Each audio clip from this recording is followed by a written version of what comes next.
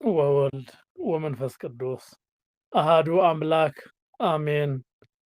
እግዚአብሔር ዝፈትወኩም እግዚአብሔር ትፈትዎ ናይ እግዚአብሔር ደቂ ሰላም እግዚአብሔር ምስ ኩላትና ይኹን። ከመይ ውዕላትኩም ከመይ ቀኒኻትኩም አሜን። እግዚአብሔር አምላኽና ሽሙ ዝተመሰገነ ይኹን። ከም ዝፍለጥ ሐሙስ ሐሙስ ዝጀመርናዮ ተኸታታሊ ናይ መጽሓፍ ቅዱስ መጽናዕቲ ሓዲስ ኪዳን ጀሚርና ኣሎና። ከም ፈቃድ እግዚአብሔር ኣብቲ ዘቋረፅናዮ ክንቐፅል ኢና። ናይ ሓዲስ ኪዳን መጽናዕቲ ጀሚርና ዝርዝር መጻሕፍቲ ናይ ሓዲስ ኪዳን ተነጋጊርና ነይርና። ዝርዝሮም ሽሞም ከምኡ እውን ጸሓፊኦም እንከይተረፈ ተነጋጊርና ኢና። ንክለሳ ዝኣክል ናይ ሓዲስ ኪዳን መጻሕፍቲ ኣብ ኢድና ዘሎ መጽሓፍ ቅዱስ 27 እዩ እቲ ናይ ሓዲስ ኪዳን። ነገር ግን ብኦርቶዶክስ ተዋህዶ እምነት እንቅበሎ መጽሓፍ ጠቅላላ ሓዲስ ኪዳን ግን 35 እዮም። እቶም 35 ናይ ሓዲስ ኪዳን መጻሕፍቲ ኣብ 5 ከፊልና ርኢናዮም ነርና። ንሳቶም እውን ናይ ወንጌል፣ ናይ ታሪክ፣ ናይ መልእኽቲ፣ ናይ ትንቢት፣ ናይ ስርዓት ኢልና ኣብ 5 ተኸፊሎም ከም ዝፍለጡ ተነጋጊርና ነርና። ከምኡ እውን እቲ ጸሓፊኦም እንከይተረፈ መን እዩ ዝጸሓፎም ዝብል ሓሳብ እውን ርኢና ኣሎና። ተስፋ ግብር ከም እትዝክርዎም ብዝተኸኣለ መንገዲ ጸሓፍቶም ንምዝካር ዝኣክል ናይ ማቴዎስ ወንጌል ጸሓፊ ቅዱስ ማቴዎስ ከም ዝኾነ ኣብ 12 ሃዋርያት ሓደ እዩ። ማርቆስ ወንጌል ጸሓፊኡ ባዕሉ ማርቆስ እዩ። ቁፅሩ ካብ 72 ኣርድእት እዩ። ሉቃስ ወንጌል ከምኡ ሉቃስ ወንጌል እውን ካብ 72 ኣርድእት ዝኾነ ባዕሉ ሉቃስ እዩ ዝጸሓፎ። ቅዱስ ሉቃስ ብተወሳኺ እውን ሃዋርያት ስራሕ ዝጸሓፈ እዩ። ናይ ሃዋርያት ስራሕ ተባሂሉ ግብረ ሃዋርያት ተባሂሉ ዝጽዋዕ መጽሓፍ ንሱ ንዕኡ እውን ጸሓፊ ሉቃስ ከም ዝኾነ ናይ መጽሓፍ ቅዱስ ጽንዓት ይነግረና። ወንጌል ዮሃንስ ካብቶም 12 ሃዋርያት ቅዱስ ዮሃንስ ሓዊ ያዕቆብ ከም ዝኾነ ተነጋጊርና ነርና። ናይ ሃዋርያት ስራሕ ከም ዝበልኩኩም ሉቃስ እዩ። ካልኦት 14 ናይ ሃዋርያ ጳውሎስ መልእኽትታት እንብሎም ጸሓፊኦም ናይ ዚኣቶም እውን ካብ 72 ሓደ ዝኾነ ሃዋርያ ቅዱስ ጳውሎስ እዩ ዝጸሓፉ 14 መልእኽትታት። ናይ ጴጥሮስ መልእኽቲ 2 እየን። ካብቶም 12 ሃዋርያት ዝነበረ ሊቀ ሃዋርያት ተባሂሉ ዝጽዋዕ ቅዱስ ጴጥሮስ ዝጸሓፎም እዮም። ናይ ዮሃንስ መልእኽቲ ሕዚ እውን 3 መልእኽትታት ኣለውዎ። ነተን 3 መልእኽትታት ዝጸሓፈ ባዕሉ ወንጌላዊ ቅዱስ ዮሃንስ እዩ። ያዕቆብ መልእኽቲ ሃዋርያ ቅዱስ ያዕቆብ ካብ 12 ሃዋርያት ከም ዝኾነ፣ ይሁዳ መልእኽቲ እውን ሃዋርያ ቅዱስ ይሁዳ ካብ 12 ሃዋርያት ከም ዝኾነ ይነግረና። ራእይ ዮሃንስ ባዕሉ ቅዱስ ዮሃንስ ከም ዝጸሓፎ ታሪክ ይነግረና። ብዝተረፈ መጽሓፈ ትእዛዝ፣ መጽሓፈ ኣብጥሊስ፣ መጽሓፈ ስርዓተ ጽዮን፣ መጽሓፈ ግጹው፣ መጽሓፈ ዲድስቅልያ፣ መጽሓፍ ኪዳን ካልእ፣ መጽሓፍ ቀለምኒጦስ ዝበሃሉ መጽሓፍ ዲድስቅልያ ማለት እዩ። መጽሓፍ ቀለምኒጦስ ንበይኑ እዩ። እዞም መጽሓፈ ትእዛዝን መጽሓፈ ግጹውን ዲድስቅልያን ስርዓተ ጽዮንን ኣብጥሊስን ኪዳን ካልእ ዝበሃሉ ሃዋርያት 12 ሃዋርያት ከም ዝጸሓፍዎ ይንገር። ወይ ከዓ መጽሓፍ ሓዲስ ኪዳን ዝጽንዑ መዝጊቦምልና ኣለዉ። መጽሓፈ ቀለምኒጦስ ናይ ቅዱስ ጴጥሮስ ደቀ መዝሙር ሃዋርያ ዝነበረ ቅዱስ ቀለምኒጦስ ካብ 72 ኣርድእቲ ዝኾነ ከም ዝጸሓፈልና ይነግረና ማለት እዩ። እዚ እስካብ ሕዚ ተናገርናዮ ብዝሓለፈ ተነጋጊርናዮ ዝነበርና ክልሳ እዩ፣ ሪቪዥን እዩ ጌርና ማለት እዩ። ስለዚ ናብ ሎማዓቲ ናብ ዝቕጽል መልእኽቲ ንኸዲና እሱ እውን ናይ ወንጌል መጻሕፍቲ ክፍሊ ክንርኢ ኢና። እቶም ወንጌል 4 እዮም ኢልና ኣለና። ስለዚ ብግእዝን ብትግርኛን ወንጌል ኢልና ንጽውዖ ኢቫንጌሊዮን ካብ ዝብል ናይ ግሪክ ቃል ዝወፀ እዩ ወይ ከዓ ዝተወስደ እዩ ኢቫንጌሊዮን ወንጌል ኢልና ንጽውዖ ብግዕዝ ይኹን ብትግርኛ ኢቫንጌሊዮን ካብ ዝብል ናይ ግሪክ ቃል ዝተወሰደ እዩ ቀጥታ ትርጉሙ ክንሪኦ ከለና ብስራት ማለት እዩ ብስራት ማለት እዩ እዚ ወንጌል እንብሎ ወንጌል ንምሃር ክንብል ከለና ብስራት ንምሃር ኢና ዝብል እንብል ዘለና ብስራት እንታይ እዩ ብዛዕባ ክርስቶስ አምላኽና ምጽአት ነገረ ክርስቶስ ኣብዚሑ ዝናገር ነገረ ድሕነት ኣብዚሑ ዝናገር ስለልኾነ ብስራት ደስታ ስለልኾነ ናይ ደስታ ቃል እዩ ቃሉ ደስታ ክርስቶስ እንሰማዓሉ ናይ ዓመተ ምህረት ቃል እንሰማዓሉ ስለ ዓመተ ምህረት ዝናገር እግዚአብሔር ንሰባት ሁሉ ከመይ ዝበለ ምህረት ከም ዝገበረሎም ዘረዳአናን ዘርእየናን ስለዝኾነ ወንጌል ተባሂሉ ኣሎ ማለት እዩ ወንጌል ዝብል ቃል ብስራት ወይ ከዓ ስብከት ተባሂሉ ዝጽዋዕ እዩ ማለት እዩ ካሊ ኣብ መቅድም ወንጌል ኣብ ናይ ትርጓሜታት ክንርኢ ከለና ወንጌል ንዝብል ቃል ወንጌል ማለት ብጽርኢ ወይ ከዓ ብግሪክ ቋንቋ ኾን ከሎ ትርጉሙ ስብከት እዩ ይብል ወንጌል ብሂል ኢሉ ትርጉሙ ስብከት እዩ ዝብል ቃል እውን ኣሎ ከም ዝበልናዮ ተተሓሓዝ እዩ ስብከቱ እንታይ እዩ እንሆ ክርስቶስ መጽኡ ኣሎ እንሆ ክርስቶስ ተወሊዱልኩም ኣሎ እንሆ መድኃኒት መጽኢልኩም ኣሎ እንዳበለ ብስራት ዝነግር ስለልኾነ ናይ ብስራት መልእኽቲ ተባሂሉ ኣሎ ማለት እዩ ወንጌል ብስራት እዩ ስለዚህ እዚ ቃል ክርስቶስ ብስጋ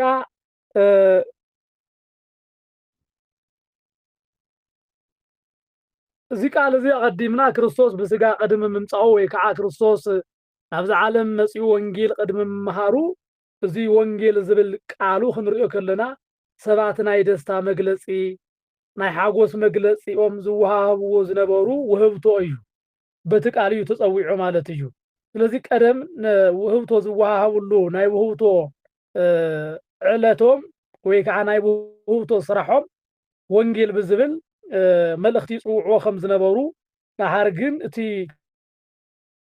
ካብ ግሪክ ዝመጽእ ቃል ወይ ከዓ ቋንቋ ንወንጌል አምላኽና ንክርስቶስ ደስታ ስለልኾነ ነቲ ደስታ መግለጺ ቃል ተጠቂምናዮ አለና ማለት እዩ ወንጌል ዝብል ብሕልፊ በአና ብክርስትና በኦርቶዶክስ ተዋህዶ እምነት ኣብ መጽሓፍ ቅዱስ ውሽጢ ዘለው ነገራት ዘካተተ እዩ እዚኣቶም እንዝርዝሮም ማለት እዩ ወንጌል እና እንናገሮ ስለ ጎይታና መድኃኒና ኢየሱስ ክርስቶስ ዝናገሮ ሰናይ ዝኾነ ዓብይ ዝኾነ ብስራት ስለ ዝነገረና እዩ መብዛሕትኡ ወንጌል እቲ ብሕልፊቶም ሰለስተ ወንጌላውያን ክንሪኦም ከለና ዜና ዓይነት እዮም ዝዝርዝሩልና ዜና ማለት ብስራት ስለ ክርስቶስ ነገረ ክርስቶስ እዮም ዝነግሩና ኣብዚ ውዒሉ ኣብዚ ሓዲሩ ከምዚ ዓይነት ምሂሩ ከምዚ ዓይነት ሕሙም ፈዊሱ ኢሎም ስለ ክርስቶስ ዝናገሩ ስለልኾኑ ወንጌል ምስራች ኮይና ወይ ከዓ ብስራት ኮይና አላ ማለት እዩ ካሊእ ጎይታና መድኃኒና ኢየሱስ ክርስቶስ ዝተናገሮ ወይ ከዓ ዝመሃሮ ትምህርቲ ከቲቡ ወይ ከዓ መዝጊቡ ዝሓዘ ስለልኾነ ማለት እዩ ትምህርቱ ወንጌል ኢሉ ንመጀመርያ ግዜ ዝጸውዖ ባዕሉ ጎይታና መድኃኒና ኢየሱስ ክርስቶስ ከም ዝኾነ እቲ ቃሉ ይነግረና ኣሎ ናይ መጀመርታ ባዕሉ መድኃኒ ዓለም ኢየሱስ ክርስቶስ ነቲ ወንጌል ነቲ ሐዲስ ኪዳን እንመሃሮ ትምህርቲ ባዕሉ ወንጌል ከም ዝኾነ አቀዲሙ ነጊሩና ኣሎ ኣብ ማርቆስ ወንጌል ክንርኢ ከለና ማርቆስ ወንጌል ምዕራፍ 1 ኣብ እንርእዮ እዋን ስለ ቃሉ ከምዚ ኢሉ ይነግረና ኣሎ ምዕራፍ 1 ካብ ፍቅዲ 15 ከምዚ ይብለና ስለ ወንጌሉ ክናገር ከሎ ከምዚ ኢሉ ይነግረና ወምድህረዝ አሃዝዎ ለዮሐንስ መጻ እግዚ ኢየሱስ ገሊላ ወሰበከ ወንጌለ መንግስት እግዚአብሔር ይብለና ክርስቶስ አምላኽና ናብዚ መጽኡ ወንጌል ከም ዝሰበከልና ባዕሉ እቲ ቃሉ ወንጌል ኢሉ ከም ዝነገረና ተተምርቱ ይነግረና ንሆ ቃሉ ከም ዝኽብል እዩ ዝነግረና ድሕሪ ማእሰርቲ ዮሐንስ ከዓ ኢየሱስ ናብ ገሊላ መጸሞ እቲ ዘመን ተፈጸመ መንግስት አምላኽ ከዓ ቀረበት ተነስሑ በወንጌል እመኑ እናበለ ወንጌል መንግስት አምላኽ ሰበከ ይብለና ስለዚህ እዚ ወንጌል ስያመ ዝረኸበሉ ባዕሉ ብጎይታና መድሓኒና ኢየሱስ ክርስቶስ እዩ ወንጌል ኢሉ ዝፀውዖ ማለት እዩ። እዚ ናይ መንግስቲ ወንጌል እንዳሰበኸ ኣብ ዝመፅኣሉ እዋን እቲ ትምህርቱ ትስራሑ ኩሉ ወንጌለ መንግስቲ ብስራት መንግስተ ሰማያት ብስራት ተስፋ ብስራት ህይወት ከም ዝኾነ ይነግረና ኣሎ ማለት እዩ። ካብኡ ቀፂሉ ግን ሐዋርያት ብቃሉ ክምህሩ ከለው ናይ ቃሉ መልእክተኛታት ኮይኖም ኣብ ዝጓዓዝሉ ካብኡ ተቀቢሎም ዝተናገርዎ ቃል ኣሎ። ንሱ እውን ናይ ጎይታና መድሓኒና ኢየሱስ ክርስቶስ ወንጌል ምዃኑ ኣብ ዝመሃርሉ ኣብ ዝነገርሉ እዋን ክንርኢ ከለና ስለቲ ቅዱስ ወንጌል ዝተናገርዎ ነገር ኣሎ። ወንጌል ኢሎም ዝፀውዕዎ ሐዋርያት እውን ክንርኢ ከለና ኣብ ናይ ማቴዎስ ወንጌል ምዕራፍ 4 ክንርኢ ከለና እውን እዚ ቃል እዚ ደጊምና ንረኽቦ ኢና። ከምዚ ይብለና ኢየሱስ ድማ ሁላ ገሊላ ኣብ ቤት ጸሎቶም እናመሃረ ወንጌል መንግስቲ እውን እናሰበኸ ኩሉ ሕማምን ኣብ ህዝቢ ዘሎ ኩሉ ድናሴን ናሕወይ ዘውር ነበረ ይብለና ባዕሉ ክርስቶስ ኣምላኽና ማለት እዩ።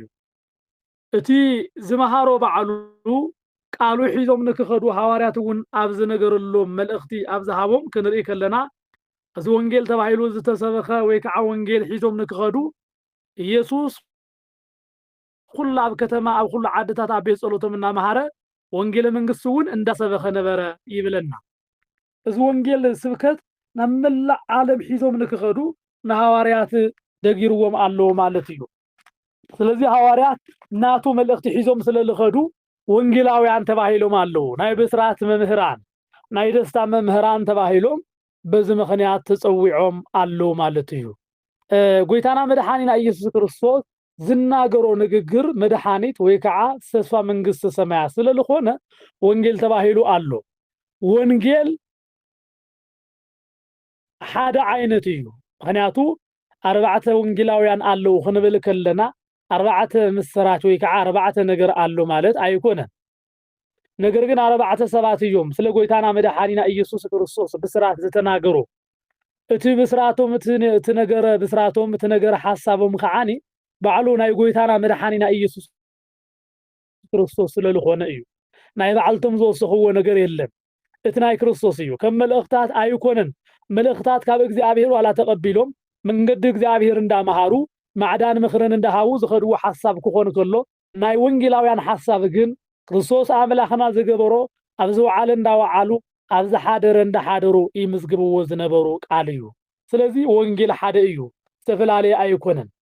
ወንጌላት ኢልና ክንዛረብ ከለና ግን ቁፅሪ ወንጌላውያን ንምግላፅ ዝተጠቐምናዮ ደኣ እምበር ብዙሕ ወንጌል ኣሎ ማለት ኣይኮነን። ናይ ማርቆስ ወንጌል ክንብል ከለና ካሊእ ሓዲስ ካብ ናይ ማቴዎስ ዝተፈልየ ሓሳብ ማለት ኣይኮነን። ነገር ግን ብሕድሕድ ሐዋርያት እግዚአብሔር ከም ዝፈቐደሎም እግዚአብሔር ከም ዝገለጸሎም ነቲ ሓደ ወንጌል ብዝተፈላለየ ቃል ብዝተፈላለየ ሕብሪ ዘለዎ ቃል ጽሒፎም ወደ እምበር ኩሎም ስለቲ ሓደ ጎይታ ኢየሱስ ክርስቶስ ዝጸሓፉ እዮም። እዚኣቶም ከዓ 4 ወንጌላውያን ኢልና ፀውዓናዮም ዮሐንስ፣ ማቴዎስ፣ ሉቃስ፣ ማርቆስ እዞም 4 ወንጌላውያን እዮም ማለት እዩ። ወንጌል እውን ብስሞም ዝተፀውዓሉ ምክንያት ጸሓፍነቶም ንከመልክት ማለት እዩ። ነገር ግን ኣብ ውሽጡ ኣቲና ክንርኢ ከለና ስለ ጎይታና መድሓኒና ኢየሱስ ክርስቶስ እዩ ዝናገር። ንኣብነት ናይ ሓደ ሰብ ታሪክ እንተ ተጻሒፉ ስለቲ ሰብ ታሪክ ኣብ ልዕሊ መጽሓፍ ወይ ከዓ ኣብ ናይ መጽሓፉ ከበር እንተ ተጻሒፉ ስለቲ ሰብኣይ ወይ ከዓ ስለቲ በዓል ህይወት ታሪክ እዩ ዝናገር። እዚ ቃል ግን ዋላ በቶም ጸሓፍቲ ሽም ተሰየመ። ነገር ግን እቲ ብስራት ዝናገርሎ ናይ ማቴዎስ ወንጌል ክበሃል ከሎ ማቴዎስ ዝተናገሩ ኣይኮነን። ናይ ሉቃስ ክበሃል ከሎ እውን ሉቃስ ዝተናገሩ ኣይኮነን። ምን ደኣ ዝተናገሩ ክበሃል ከሎ ግን ጎይታና መድሓኒና ኢየሱስ ክርስቶስ። ሶም ሐዋርያት ግን ከምዚ ጸሓፍዎ ከምዚ መዝገብዎ ተባሂሉ ይንገረሎም ማለት እዩ። ምክንያቱ ጉዳዩ ጎይታና መድሓኒና ኢየሱስ ክርስቶስ ዝፈጸሞ ህይወት ስለ ዝኾነ ናቱ ባርያታት ኣገልገልቲ ኮይኖም ዝጸሓፍዎ እምበር ብዛዕባ ገዛእ ጉዳዮም ኣይኮነን። ግን እቲ ወንጌል ሓደ ስለዝኾነ ነቲ ሓደ ወንጌል ግን እግዚአብሔር ብዝሃቦም ጸጋ ዝጸሓፍዎ ምን ከም ዝኾኑ ዝገልጽ እዩ ማለት እዩ። بحلفي أملاخنا زسرحو تمرتي زقبرو تأمرا زقبرو فوسي كله بزرزر زناقريو مالتيو بغالي من قدي بقزقو عنقوا حديث كيدان ونجل قدوس تباهيلون يصوعيو زي ملأختي ويكعا زمربعة ونجلاويان نايويتانا مدحانينا إيسوس كريستوس حديث كيدان تباهيلهم كمون ونجل قدوس تباهيلهم يصوعيو كلهم ناي حديث كيدان مصحفتي بزتفلالي تحستو بزتفلالي قراربا ولا أنت تصحافو ነገር ግን ስለምን يوم ዝናገሩ ስለ ጎይታና መድኃኒና ኢየሱስ ክርስቶስ ቅዱስ ወንጌል እዮም ዝናገሩ ስለዚህ በሕልፊ አቡሊ ኪዳን ዝነበሩ ነገራት ነገረ ክርስቶስ ተናገሩ ብትንቢት ክንሪኦም ከለና ኣብ ወንጌል ተተርጉሞም ንረኽቦም ኢና ናይ ነዝውን እዩ ሐዲስ ኪዳን ናይ ቡሊ ኪዳን ትርጓሚ እዩ ተባሂሉ ዝንገረሉ ምኽንያት እውን ነዚ እዩ ወይ ከዓ ናይ ቡሊ ኪዳን ጽንሲ ዝነበረ ናይ ቡሊ ኪዳን ወዲ እዩ ተባሂሉ እውን ክንገረሉ ይኽእል ምኽንያቱ ኣብ ቡሊ ኪዳን ብትንቢት ዝተነገሩ ነገራት ሁሉ ኣብ ሐዲስ ኪዳን ተፈጺሞምን ፍጻመ ረኺቦምን ንረኽቦም ኣለና ማለት እዩ ኣይቶም ኣርባዕተ ወንጌላውያን ትሕዝቶ ክንርኢ ከለና ኣብ ኣርባዕተ ወንጌላውያን ተጻሓፈ ስለ ጎይታና መድኃኒና ኢየሱስ ክርስቶስ ናይ ምድሓን ስራሕ እዩ ስለ ዝገበሮ ድሕነት ስለ ዝፈጸሞ ተኣምራት ስለ ዝገበሮ ታሪኻት ስለ ዝሰርሖ መድኃኒትነት ስለቲ ሁሉ ንመድኃኒት ዝኾነና ትምህርቲ ዝመሃሮ እዮም ዝትንትኑልና ነገር ግን ቶም ኣርባዕተ ወንጌላውያን ዋላ ስለ ክርስቶስ ምድሓን ዝናገሩ እንትኾኑ ነገር ግን ዝተፈላለየሉ ምኽንያት ኣሎ ናይ በዓልቶም ኣብ ታሪኽ ኣብ ትምህርቲ ኣብ ተኣምራት ኣመዛጋግባ ተሓደ ክርስቶስ ኮይኑ ነገር ግን ኣብ ኣመዘጋግባ ዝተፈላለየ ነገር ኣሎ ምኽንያቱ ኣብ ተሓደ ወንጌል ዝተመዝገበ ኣብ ሰለስቱ ዘይርከብ ኣብ ክልቲኦም ወንጌላውያን ዝተመዝገቡ ኣብ ኻሊእ ዘይርከብ ሓደ ታሪኻት ናይ ጎይታ ታሪኻት ኣለዉ ስራሕትታት እውን ኣለዉ ንኣብነት ቅዱስ ዮሐንስ ኣብ ቃና ዘገሊላ ዝገበሮ ተኣምራት ክምዝግብ ከሎ ኣብቶም ሰለስተ ወንጌላውያን ግን ኣይንረኽቦን ኢና ከም ኣብነት የዘልዓል ኩልኩም ደኣንበብ ኣብ ክልቲኦም ተጻሒፉ ኣብ ዝተረፉ ዘይተጻሓፈ ኣብ ሓዲኡ ተጻሒፉ ኣብ ካልኦም ዘይተጻሓፈ ኣሎ ስለዚ እቶም ወንጌላውያን እውን ተሓደ ዘይተጻሓፉ ተሓደ ንኽንጽሕፍ ባዕሉ ብምኽንያት እግዚአብሔር ባዕሉ ብዝፈልጦ ባዕሉ ብዝቀመሮ ብዝገለጸሉ መንገዲ ጽሒፎም ኣለዉ ማለት እዩ ስለዚ ኣብ ሓደ ወንጌል ተጻሒፉ ኣብ ሰለስቶም ዘይርከብ ንኣብነት ዘለዓልናዮ ናይ ቃና ዘገሊላ መርዓ ተረኺቡ ክርስቶስ ዝባረኸሉ ከምኡውን ተኣምራት ዝገበረሉ እዩ እዚ ፈሊኻ ንምርኣይ ኣብ መጽሓፍ ቅዱስ ኣብ ዘሎ ናይ መጽሓፍ ቅዱስ መጽናዕቲ ኣብ ዝህቡ ኣብ ኣርባዕተኦም ወንጌላውያን ዘሎ ኣንቢብኻ ምንጽጻር ይከኣል እዩ እቶም ኣርባዕተ ወንጌላውያን ንመጽናዕቲ ዝኣክል ክረኣዩ ከለዉ ኣብ ክልተ ተኸፊሎም ክረኣዩ ከም ዝኽእሉ ናይ መጽሓፍ ቅዱስ ብሕልፊ ናይ ሓዲስ ኪዳን ሊቃውንቲ መጽናዕቲ ዝገበሩ ይነግሩና ኣለዉ ንሱ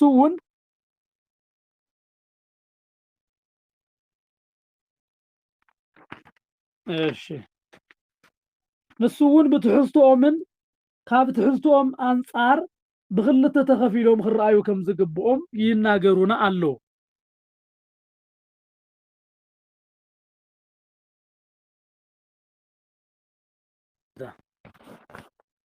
እቶም ወንጌላውያን ከከም ኩነታቱ ከከም ዘለው ዝሓዝዎ ርእሲ ብዝተፈላለየ መንገዲ ይረኣዩ እዮም ብሕልፊቶም ሰለስተ ወንጌላውያን ነቶም ሰለስተ ወንጌላውያን ማቴዎስን ማርቆስን ሉቃስን ክንሪኦም ከለና ብትሕዝቶኦም ተመሳሳሊ ነገር ኣለዎ ተመሳሳሊ ሓሳብ ኣለዎም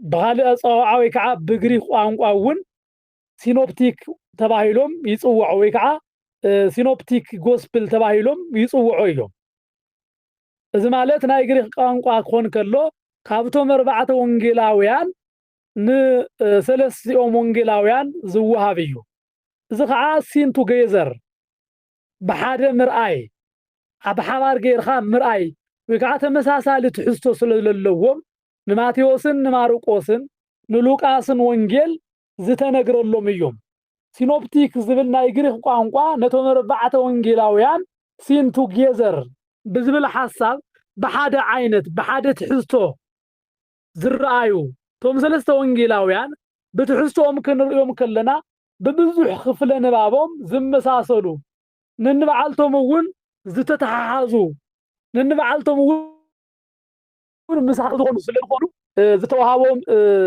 ስያመ ሲኖፕቲክ ተባሂሉ ተሰይሙ ኣሎ። እዚ ዞም 3 እዚኦም ሲኖፕቲክ ጎስፕል ተባሂሎም ይጽውዑ እዮም። እዚኣቶም ከዓ ተመሳሳሊ ሓሳብ ስለዘለዎም በዚ መንገዲ ንኽረአዩ ናይ መጽሓፍ ቅዱስ መጽናዕቲ ይነግረና። ካብቶም 3 ወንጌላውያን ብሓዲኡ ዝተመዝገቡ ንብዙሓት ናይ ጎይታና ታሪኽ ናይ ኣምላኽና ስራሕታት ሁሉ ብኻልኦት ወንጌላውያን ክግለጹ ከለው ተመሳሲሎም ንረኽቦም ኢና። ብተመሳሳሊ መንገዲ እንረኽበሉ አጋጣሚ አሉ። በዋናነት ዞም 3 እዚኣ ዞም 3 ወንጌላውያን ተተሓሓዝቲ እዮም። እቲ ገጸ ንባቦም ዝተፈላለዩ ንእሽተን ዋላ እንተሃለወ ነገር ግን ታሪኾም ዜናኦም ክንርኢ ከለና ስለ ክርስቶስ ዝጸሓፍዎ ተመሳሳሊ ሓሳብ ኣለዎ። ኾነ ኾይኑ ግን ዞም 3 ተመሳሳልቲ እዮም ክንብል ከለና ኣብ ሓዲኡ ዝተመዝገበ ኣብ ኻሊኡ ዘይተመዝገበ ከም ዘሎ ግን ክንፈልጥ ይግባአና። እዚ ኣብ መጽናዕቲ ክንመጽእ ከለና ብዝርዝር እንረኽቦ ስለዝኾነ ብዙሕ ኣየሰክፈናን እዩ። ድሓር ናብ ዝርዝር ክንኣቱ ከለና ክንረኽቦ ኢና። ኣብ ሓዲኡ ዘሎ ኣብ ሓዲኡ ዘይለ ተመሳሳልቲ ዋላ እንትኾኑ ብሓደ ዝረአዩ ዋላ እንትኾኑ ነገር ግን ዝፈላለየሉ መንገዲ ሓደ ታሪኽ ዝተጻሓፉ ኣብ ሓዲኡ ከም ዘይሎ ዝናገር እዩ። ነገር ግን ክፍለ ንባቦም ክንሪኦም ከለና ብዙሕ ዘመሳሰሎም ጉዳይ ኣሎ። ቶም 3 ወንጌላውያን ማቴዎስ፣ ማርቆስ፣ ሉቃስ ማለት እዩ። ስለዚ ዞም መልእኽትታት እዚኣቶም ኣብ ወንጌል ውሽጢ ከመይ ከም ዘለው ከመይ ከም ዝተጻሓፉ ፈሊኻ ንምፍላጥ እውን ዞም 3 ወንጌላውያን ብሓደ መንገዲ ርኢኻ ነቲ ሓደ ቅዱስ ዮሐንስ ዝጸሓፈ እውን ንዕኡ ከዓ ንበበይኑ ርኢኻ ምፍላይ ይካል እዩ። እቲ 4ይ ወንጌል ቅዱስ ዮሐንስ ግን ካብቶም 3 ፍልይ ዝብል ሓሳብ ኣለዎ። ኣብዚ ወንጌል እዚ ዝተመዝገበ ከምቶም 3 ወንጌላውያን ማቴዎስ፣ ማርቆስ፣ ሉቃስ ዝጸሓፍዎ ናይ ጎይታና ታሪኽ ናይ ጎይታና ስራሕ ዋላ እንተሃለዎ ነገር ግን ኣብ 3 ወንጌላውያን ዘይሰፈሩ ትምህርትታት ግን ብብዙሕ ሒዙ ይርከብ። ስለዚ ምኽንያት ካብቶም 3 ብሓደ መንገዲ ዝረአይሉ ወንጌላውያን ዝተፈልየ እዩ ክበሃል ክኢሉ ኣሎ። ምክንያቱ ወንጌል ዮሐንስ ከም እንሪኦ ብመጀመርታ ቃል ነበረ እንዳበለ ስለ ቃል ስለ መጀመርያ አነባብራ ስለ ጎይታ ክርስቶስ ስለ ቀዳማዊ ልደቱ ይነግረና ኣሎ ማለት እዩ። በዚ ምክንያት ካብቶም 3 ወንጌላውያን ተራብዓይ ወንጌል ቅዱስ ዮሐንስ ብዝተፈልየ መንገዲ ይነግረና ኣሎ ማለት እዩ። ናይ 3ኦም ወንጌላውያን ማቴዎስ፣ ማርቆስ፣ ሉቃስ ዘሰበክ ዘዜነው ክበሃል ከሎ ዘዜነው ክበሃሉ ከለው እዚ ዮሐንስ ከዓኒ ዘሰበከ ተባሂሉ እዩ ዝጽዋዓሉ። ናይ ቶም 3 ሐዋርያት ወንጌል ብዜና መልክዕ እዩ ከምዚ ተፈጢሩ ከምዚ ተዘጊቡ ዘገባ ዓይነት እዩ። ናይ ቅዱስ ዮሐንስ ወንጌል ግን ስብከት እዩ። ቃል በመጀመርታ ቃል እዩ ነይሩ እቲ ቃል እዩ ስጋ ዝኾነ እንዳበለ ይነግረና ይሰብኸና ኣሎ ማለት እዩ። በዚ ምክንያት ካብቶም 3 ወንጌላውያን ቅዱስ ዮሐንስ ብነገር በትዘለዎ ትሕዝቶ ይፍለ እዩ። ንኣብነት ዝፍለየሉ ምክንያት ካብቶም 3 ወንጌላውያን ዝፍለየሉ መንገዲ ኣሎ።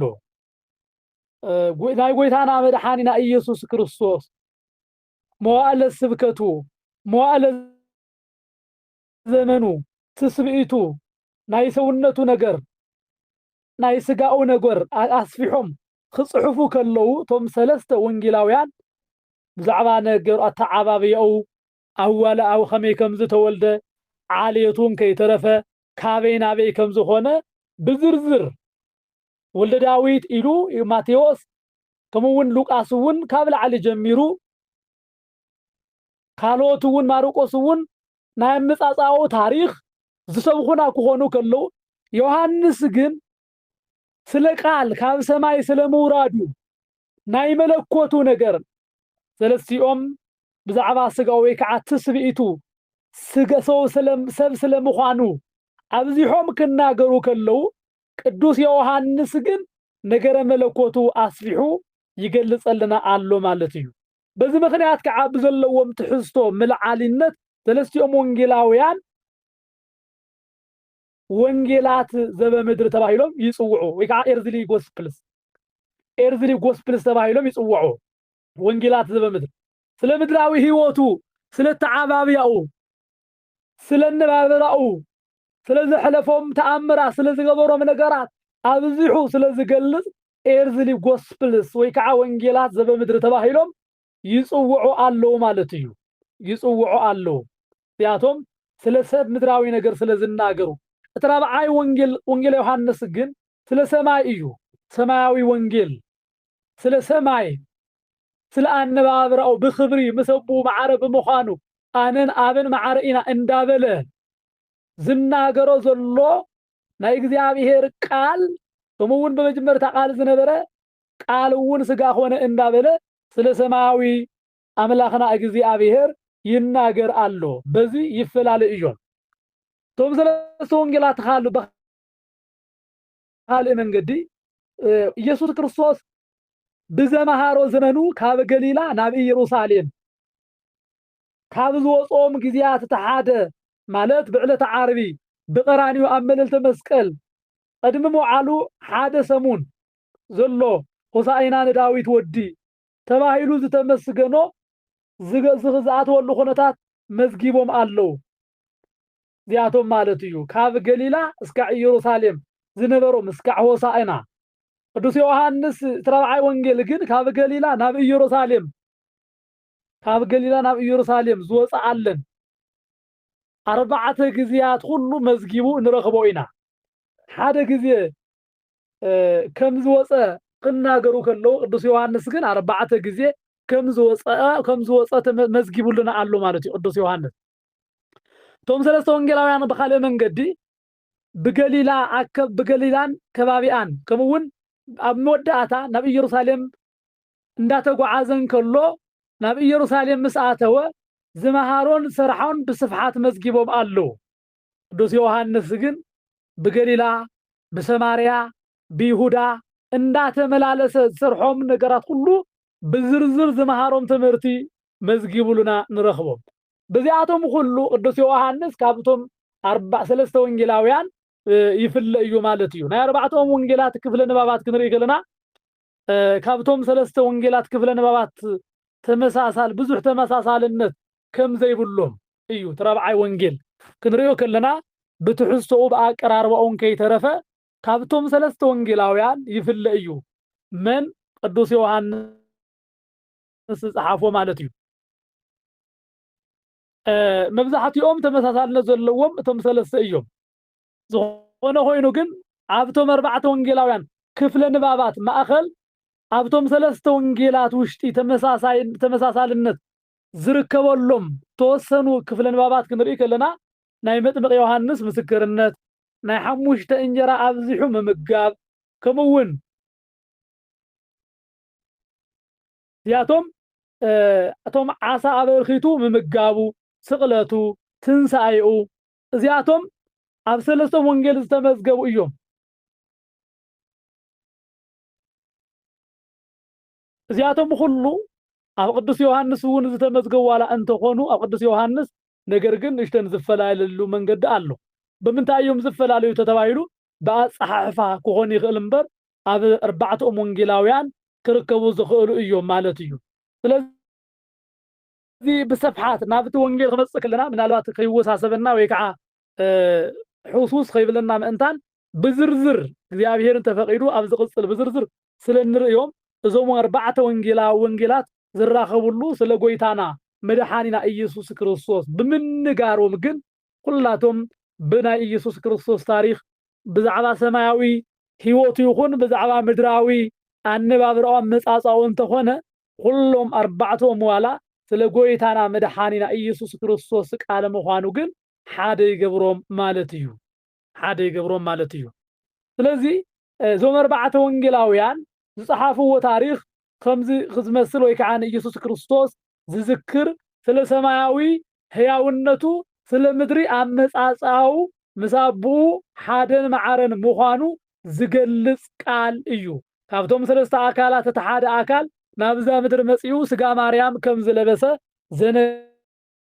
ዝነግረናን ዝምህረናን እዩ ንሽተን ኢልና ትምህርትና ክንዛዝም ምእንታን እዞም ዝጸሓፍዎ ነገር ስለመን እዩ ስለ ኢየሱስ ክርስቶስ እዩ ኢየሱስ ክርስቶስ ከመን እዩ ዝብል ሓሳብ ግን ቶም ኣርባዕተ ወንጌላውያን ዝጸሓፍዎ ጉዳይ ስለ ኢየሱስ ክርስቶስ ካብ ኾነ ኢየሱስ ክርስቶስ ግን መን እዩ ዝብል ሓሳብ ዝተወሰነ ርኢና ትምህርትና ክንዛዝም ኢና ኢየሱስ ክርስቶስ መን እዩ ናይ ባህሪ ወድነቱ ጎይትነቱ ኣምላኽነቱ ሰው ኣምላኽ ሰብ ኣምላኽ ናይ ምዃኑ ምስጢር እዚኣቶም ኩሉ እዞም ወንጌላውያን ዝጸሓፍዎ ጉዳይ እዩ እዚ ኸዓኒ ንኹላትና ሕቶ ዝኾነና እዩ ኢየሱስ ክርስቶስ መን እዩ ባዕሉ ጎይታና መድኃኒና ኢየሱስ ክርስቶስ እውን ኣብ ዝምህረሉ ነገረ ኣብ ዝነበረሉ መዋዕለ ህይወቱ ንወዲ ሰብ መን ይብልዎ ኣለዉ ክብል ሓቲቱ ምኽንያቱ ንዕኡ ምፍላጥ ካብ ሞት ካብ ሲኦል ካብ ገሃነም ዘድሕን ስለ ዝኾነ ከይፈለጥካዮ ክትምልኾ ኣይትኽእልን ከይፈለጥካዮ ኣምላኸይ ጎይታዬ ሞት ካለይ ህይወት ኮን ካሊ ክበሃል ኣይከኣልን ስለዚ ነቲ መድኃኒት ዝኾነ ኣምላኽ ከም ብመድኃኒነት ንምቕባል መድኃኒየ ኢኻ ኢልኻ ንምቕባል ግድን ክንፈልጦ ይግባአና ግድን ክንፈልጦ ይግባአና ስለዚ ኢየሱስ ክርስቶስ መን እዩ ኣምላኽነቱ ከመይ ሰብ ኮይኑ ዝብሉ ሕቶታት ግን ንማንም መጻኢ ትውልድ ኩሉ ንዝተፈጠረ ወለዶ ኩሉ ሕቶ ዝኾኑ እዮም እዞም ሕቶታት እዚኣቶም ግን መጽሓፍ ከም ዝተናገሮ ክርስቶስ እውን ኣነ መን እየ ክብል ከሎ ቀልጡፍ ዝኾነ ብመልሱ ቀልጢፉ ምምላስ ዝፍለጥ ሐዋርያ ቅዱስ ጴጥሮስ ግን ከም ዝኽብል መሊሱ ነይሩ ንስኻ ክርስቶስ ወዲ እግዚአብሔር ኢኻ ክብል መሊሱሉ ነይሩ ንስኻ ሕያው እግዚአብሔር ወዲ ክርስቶስ ሕያው ወዲ እግዚአብሔር ኢኻ ክብል መሊሱሉ ነይሩ ሽዑ ጎይታና መድኃኒና ኢየሱስ ክርስቶስ ነቲ ትክክለኛ መልሱ ከረጋግጸሉ ከሎ እንታይ ኢልዎ እዚ ቃል እዚ ፍልጠት እዚ ስጋዊ ደማዊ ኣይኮነን ዝገለጸልኻ ሕያው እግዚአብሔር አቦ እዩ ክብል ነጊርዎ ኣሎ ማለት እዩ በኋላ በኋላ ናይ ክርስቶስ ኣምላኽና መንነት መን እዩ ተተባሂሉ ወዲ ሕያው እግዚአብሔር ምዃኑ እዩ እዚ ኣርባዕተ ወንጌላውያን ዝጸሓፍዎ ጉዳይ እውን ስለ ሕያው እግዚአብሔር ቃል ስለ ወልደ እግዚአብሔር ስለ ወልደ ማርያም ናብዛ ዓለም እዚኣ ስለ ዝመፀ ንዓለም ኸድሕን ብኸመ መንገዲ ከም ዝመፀ እንከይተረፈ ዝተናገሩና ዝመሃሩና ሐዋርያ ስለ ዝኾኑ ስለ ኢየሱስ ክርስቶስ ተናጊሮም ኣሎ ስለዚ ስለ ኢየሱስ ክርስቶስ ክጽሕፉ ከለው መሰረታዊ ሐሳቦም እግዚአብሔር ዘለዓሎም ዋላ እንተኾነ ንሕና ግን ኢየሱስ ክርስቶስ መን እዩ ዝብል ሕቶ ግን መልሲ ክንረኽበሉ ይግባአና ባዕሉ ጎይታና ከም ዝተናገሮ ናይ መጽሓፍ ቅዱስ ነጽቃነ ጽናዕቲ ናይ ባህሪ አቡኡ አብ ናይ ባህሪ ህይወቱ መንፈስ ቅዱስ ዝመስከርሉ ምስክር ክነጽንዕ ይግባአና ቅዱሳን ቦታትና ሐዋርያና አበው ዝመሃርዎ ትምህርቲ ዝጸሓፍዎ ቃል ምምልኻት ግቡእ እዩ እግዚአብሔር ኢየሱስ ክርስቶስ መን እዩ ክንብል ከለና ኣብ ሩባ ዮርዳኖስ ክጥመቕ ከሎ ብዝተነግረ ምስክርነት እግዚአብሔር ኣብ ብደመና ኮይኑ እቲ ዝፈትዎ ደይ ንሱ እዩ ሰምዕዎ ክብል ከሎ መንፈስ ቅዱስ ከዓ በአምሳለ ርግቢ መጽኡ ኣብ ርእሱ ክዓርፍ ከሎ ሰማይ ተኸፊቱ ምስጢራት ሁሉ ተኸፊቶም ምስጢረ ሥላሴ ዝተነግረሉ ቃል ምንባብ ግን ዓብይ ንኢየሱስ ክርስቶስ ባህሪው ንምፍላጥ ንኢየሱስ ክርስቶስ ምንነቱን ክንርዳእ ዝገብረና እዩ ስለዚ ምንነት ኢየሱስ ክርስቶስ ምእንታን ክንርዳእ ሁላትና ናይ መጽሓፍ ቅዱስ ቃል ምስክርነት በዋናነት ዝጠቅም እዩ እዚ ናይ መጽሓፍ ቅዱስ ቃል ምስራኣኻ ምስጢረ ስጋዌ ምስጢረ ጥምቀት ምስጢረ ቁርባን ምስጢረ ሥላሴ ኢልካ ቶም ሓሙሽተ ኣይማደ ምስጢር ምንባብ ቀሊል ይገብሮ ምክንያቱ ሰባቶም ምስጢራት ባዕልትና ብልቢ ወለድ ዝፈልሰፍናዮም ዝመስሎም ሰባት ስለ ዘለዎ ቶም ሓሙሽተ ኣይማደ ምስጢር ዝበሃሉ ዓምደ ሃይማኖት ዝበሃሉ ንኢየሱስ ክርስቶስ መንነት ዘረጋግጹልና እዩ ካብ ምድራዊ ልደቱ ጀሚሮም እስከ ዘለዓለማዊ ህይወትና ዝመርሓና መንገዲ ዝገልጹ ስለዝኾኑ ንህይወትና ወሰንቲ እዩ። ብዘመን ስጋኡ ወይ ከዓ ብዘመን መዋዕለ ስጋዊኡ ዝነበሮ ህይወት ዝነበሮ ኩነታት ሰባት ርእዮሞ እዮም። ነዚ ከዓ ብሓቂ እዙስ ናይ እግዚአብሔር ወዲ እዩ ኢሎም ሰጊዶምሉ እዩ። ስለዚ ናይ ኢየሱስ ክርስቶስ ኩላትና ክንፈልጦ ዝግባአና ቅዱስ ሉቃስ ከምዝ ተናገረ ብጎይታ ብኢየሱስ ክርስቶስ እመን ንስኻን ስድራኻን ክትድሕኑ ኢኹም ኢሉ ቅዱስ ሉቃስ ዝመዝገቦ ኣብ ናይ ሐዋርያት ስራሕ ተጻሒፉልና ኣሎ። ብኡ ብኢየሱስ ክርስቶስ ምእማን ንዕኡ እውን ምፍላጥ ካብ ዘለዓለማዊ ሞት ካብ ዘለዓለማዊ ውርደት ካብ ዘለዓለማዊ ጥፍኣት ካብ ዘለዓለማዊ ስቃይ ካብ ዘለዓለማዊ ባርነት ዘድሕን እዩ። ብኡ ምእማን منነቱ ፈሊጥካ ኣምላኽነቱ ተረዲእኻ ንዕኡ ኣምልኾ ምስጋና ውዳሴ ምቕራብ ንዘለዓለም ህይወት ከም ዘውህብ ኩላትና ክንፈልጥ ይግባአና። ብኡ ክንድሕን ምእንታን ናቱ ትምህርቲ ናቱ ተኣምራት ናቱ መንነት ናቱ ህይወት ክንፈልጥ ይግባአና። ነዚ እዩ ፈሊጦሞ ተዝኾኑ ነይሮም ኣይሁዳውያን ናይ ክብሪ ጎይታ ኣይመሰቀልዎን ነይሮም ይብል ቀዳማይ ቆሮንቶስ ምዕራፍ 2 ካብ ፍቅዲ 8። ስለዚ ንሕና እውን ብሓሳባትና ብኣነባብራና ብህይወትና ብስጋና ንጎይታ ኢየሱስ ክርስቶስ ከይንሰቅሎ ምእንታን ኩላትና መንነት ኢየሱስ ክርስቶስ ክንፈልጥ ይግባአና። ኣምላኽና ክርስቶስ ስለናቱ ህይወትን ታሪኽን ዝመዝገቡ ቅዱሳን ሐዋርያት በረኸቶም ይሕደረና። ክርስቶስ ኣምላኽና መድሃኒ ዓለም ንኩላትና ጸጋኡ ይብዛሓልና። ንሎሚ ኣብዚ ኣኽለና እግዚአብሔር ኣምላኽ ቃሉ ኣብ ልቦናና ሰሌዳ ይጽሓፈልና። ኣብ ዝቕጽል ታሪኽ ክርስቶስ ኣምላኽና ርኢና ናብ መጀመርታ ሐዋርያዊ ከዓ ጸሓፊ ወንጌል ማቴዎስ ታሪኽ ክንኸዲና ማለት እዩ። ዝርዝር መልእኽትታት ካብኡ ከዓ ተማሂርና ክንቅጽል ኢና። ከም ፈቃድ ኣምላኽ እግዚአብሔር እንተነይርና ብህይወት ማለት እዩ። ይቐኒየልና።